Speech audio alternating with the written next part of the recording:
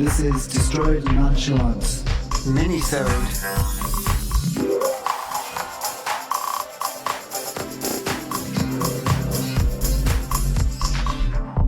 Rick and I are here. Say hello, Rick. Hey. And we just finished episode 1 of RuPaul's Drag Race UK, season 1. And we were just introduced to each of the contestants, each of the girls. And we found out that the winner is The Vivian. And poor Gothy Kendall was sent home, sachet away. So, Rick, what are your first impressions of the UK version of Drag Race?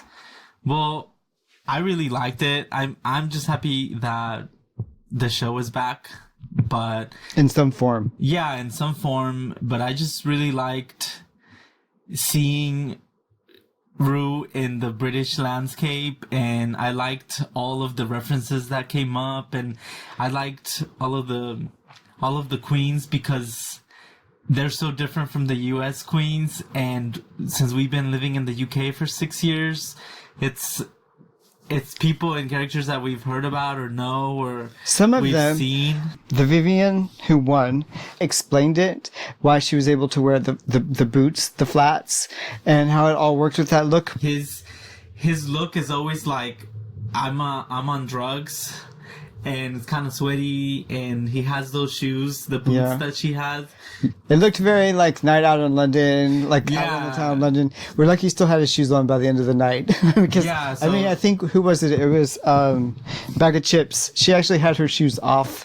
One shoe on and one shoe off, which is like a very common look for like And London was weekend. Bag of Chips Amy? Yeah, it was the Amy look. But, you know, honestly, there are so many people who are out on a Friday night or Saturday night who look and act exactly like that. I mean, I didn't like the Amy look so much, Oh, really? but they really liked her look, and I got the whole, it's a respect thing. It's not like you're making fun of Amy.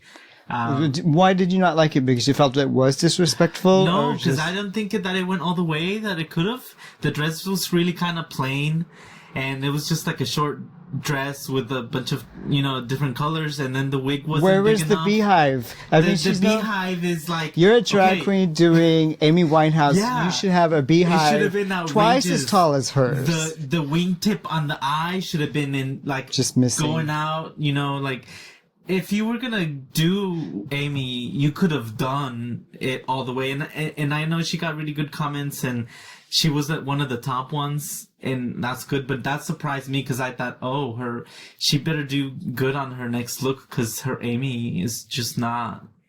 And her next look wasn't... No, it was the old queen with the pink, like, umbrage type look. Yeah, it was... I mean, it was all right. I guess it was solid, but it wasn't She had anything the scowl spectacular. and all of that. Like, they commented on, like, oh, yeah, you were showing that, like, queen, emotion. I got... To me... From the references that I got, I would say like 80% of them I understood. But it almost felt like season 1 from the American UK. I mean, the American Drag Race, because it's really unformed.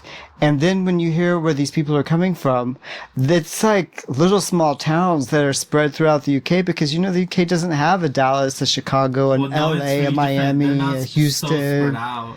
But And- even then, I was surprised that so many of them didn't know each other.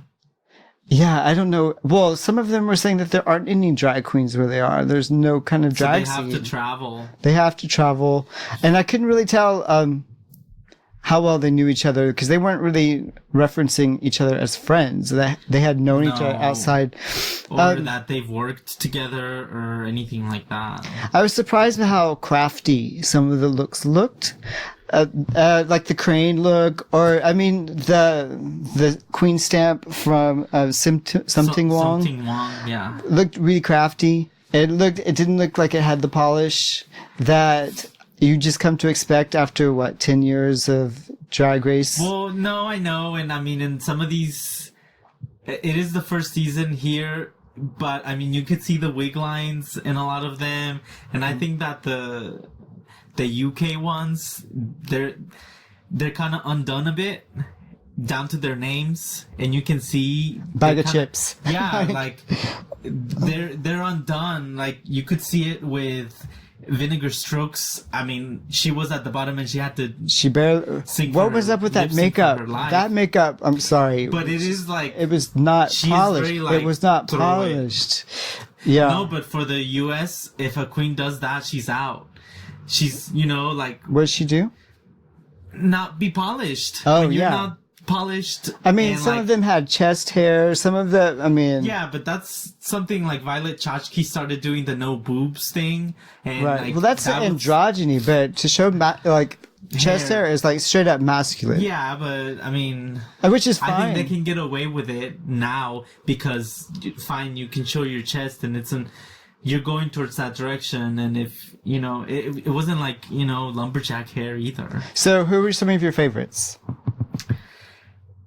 I like Scaredy Cat. I really liked Scaredy Cat. The costume, what she put together was really The imaginative, nymph costume was detailed and layered. one of the best. The shoes, down to the shoes, like And for somebody so new, yeah. the performance on the runway was actually confident and it was theatrical. I thought, like, she did a really good job. Yeah, I felt really bad for Gothi Kendall because you could really see how nervous she was Yeah. the whole time. Even when she was up in the stage, I was just like, okay, my heart is not The beating lip faster sync for your you. life was sad. It was very withdrawn. It was going through the motions like she was standing in front of a mirror, like not really connecting with the audience at all. Yeah, she was kind of like disconnected and kind of like in a daze. And I liked mean, her. It must be really hard to do that, but yeah. I liked her like more intimate interview where she's making jokes and everything, but we just didn't even get a chance to see that emerge at all. Yeah, I think that the confidence there just wasn't coming Yeah. through at all, and it was holding her back. So I think she needs to cook a bit more. But I will say that the Vivian's transformation was really amazing. I mean, it was a hardcore transformation. They gasped whenever she came up, and she was wearing wellies. And okay, I really liked most everyone's queen. It was really imaginative, like the pound note. Come on, like that's just it's different. And like arts and crafts, I know, or the stamp. That was just like. It was Or even creative, but it was creative like in a junior high school kind of creative. Yeah, but when you think the queen, I mean, the only outfits that come to mind is her rainbow outfits. But you're American. Well, and you yeah, haven't grown up with I that, with the references from the Queen, like just pouring in like day to day. But they had a lot No, to I choose know, from. but I've seen some of the looks that they did. Yeah. And I mean, she's had so many looks, and we've watched The Crown. She's had so many looks, and to choose the stamp, that's just like, I wouldn't even not have thought of that. I wouldn't have thought of it. The pound note. What was like another one that was just like out there? You mean like the coin? The pound, yeah. Yeah, the pound coin. Let's see.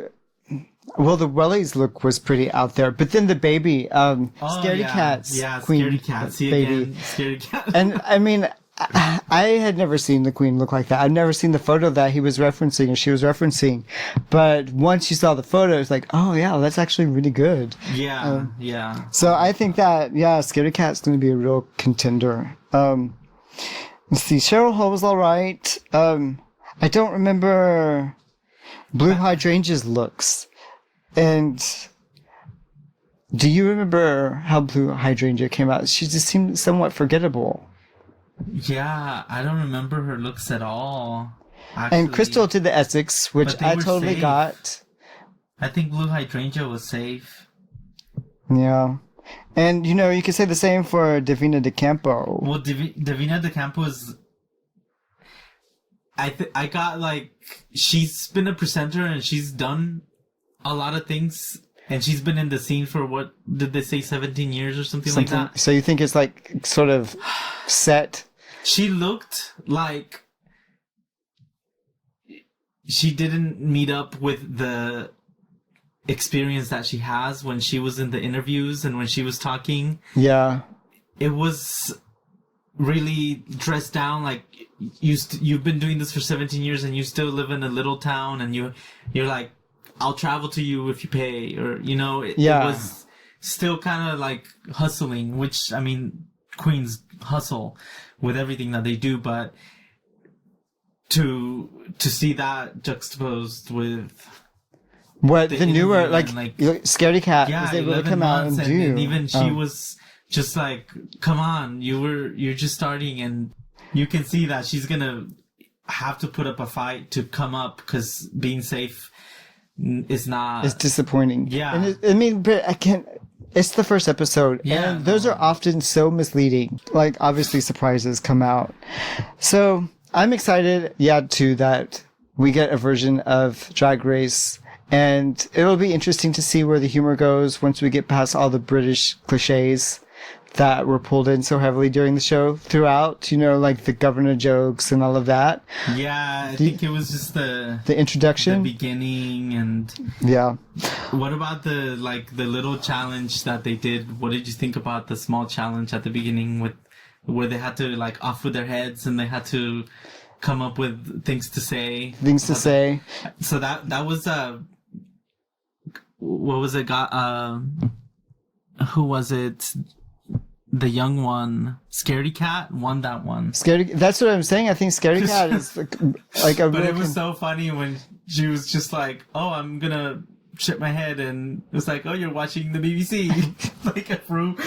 I think Rue is having a lot of fun. That's one of the things I really enjoyed, was watching Rue laugh. Rue is really laughing, and for it. She was funny, sometimes funnier than I was. But it was nice to see Rue laugh, because there were a couple of seasons of the U.S. Drag Race where Rue seems toned out a bit, just out of it a bit. Yeah, but yeah, I mean, I liked to go with your little the British isms, hello governor, the camera goes to Alan Carr and he's just like, I've heard this 1,000 times. Are you guys done with that? And then he's like, yeah, hey, I'm here. But I think they got a lot of that out of their system. Andrew Garfield was a great guest judge.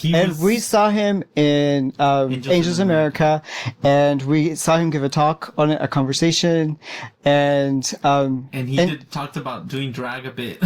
Yeah, he did talk about doing drag. So for him to, for Andrew Garfield to be the first guest judge, I think was a really good choice. And he was just really engaged throughout. And, I don't think you could ask for more from a first guest judge. What was it? His puns, they say his puns were so bad, they were so good.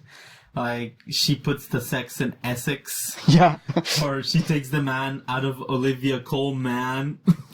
So she was he kept doing those things. Never change.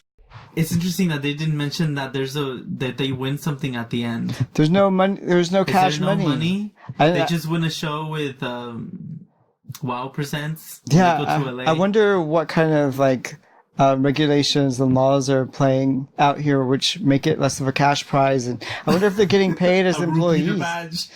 What is that? I didn't even understand why he was saying it first. So the Vivian won, and I think that's a British thing, because I've seen this badge and it's just something I'm not familiar with. Yeah. What the Peter badge is.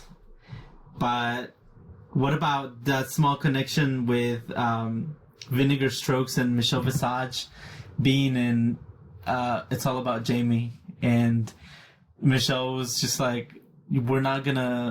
I'm gonna judge you the way I do everybody. And she didn't do so good. She didn't do so well, and I think it showed. She had to lip sync for her life. But I think that you could see that West End experience come in that lip sync, because she really connected with the audience. Really well. The eyes popped at the right time. The body language and everything emphasized the lyrics. She had her wig reveals.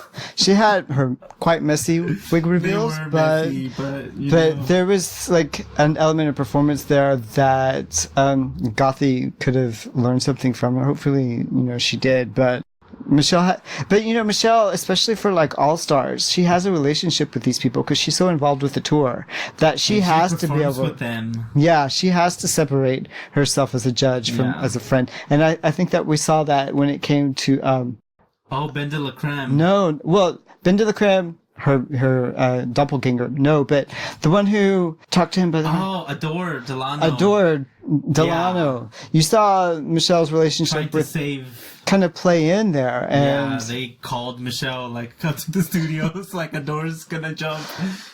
But yeah, one of the last things that they talk about, because I'm also going over like a BBC like highlights, and the Alan Carr was the best read of the week on Gothy Kendall's tiger makeup, because she comes out and she does the and she's just like doing the pause up, and then I liked how the whole panel was like, okay, yeah, 1, 2, 3, all together now.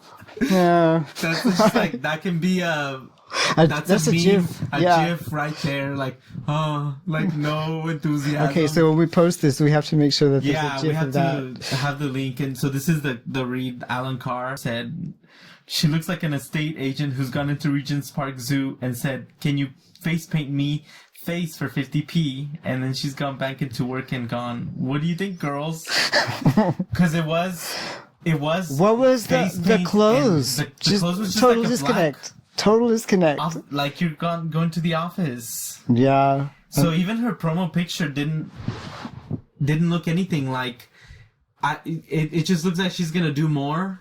Yeah, you know? it was underwhelming overall. So it's not surprising that I was surprised by Vivian and who's her like other doppelganger bag of chips, because they're kind of like. Oh, you think they're really close? The surgery vixens. Yeah. They just look like. Even the vixen was like, "Is that your real nose?" No, not the vixen, the Vivian. Yeah, I can see that. Yeah, so I like it overall. I'm excited for next week's. Yeah, I'm excited for next week's. I'm glad for some version of RuPaul's Drag Race to be back, but I don't know. I'm excited that's a UK version too. It's not just that it's back. It's kind of raw. And it's raw. That. It's season 1. Even Gothy referred to herself as the UK pork chop. I hadn't thought of that, but it's pork chop is the first one. Yeah, the message on the mirror, the lipstick message. Didn't click. That's funny. I'm the pork chop. Oh, but maybe she'll be at all the finales from now on. Well, I think pork chop was a lot more entertaining. I hope Gothy can pull something out. But that's another thing. I mean, are these queens going to be joining a tour now? I mean, is Gothy heading straight to the tour bus at this point? Yeah, I mean, they've already announced the UK. Have they announced the lineup or who's in it? No, just of the cast. Oh, the cast. And I mean, the Run This World Tour, I guess that winner will go into that one maybe. Yeah. Because that one's going to be going, but I think that one's the global US queens, and maybe they might include 1 or 2 of the UK ones. Oh, okay. But they are doing a UK cast only. This is almost like the appetizer for the tour. The show is. It's like, okay, you've launched your career now. You may not have won, what you but do after. Trixie says the same thing.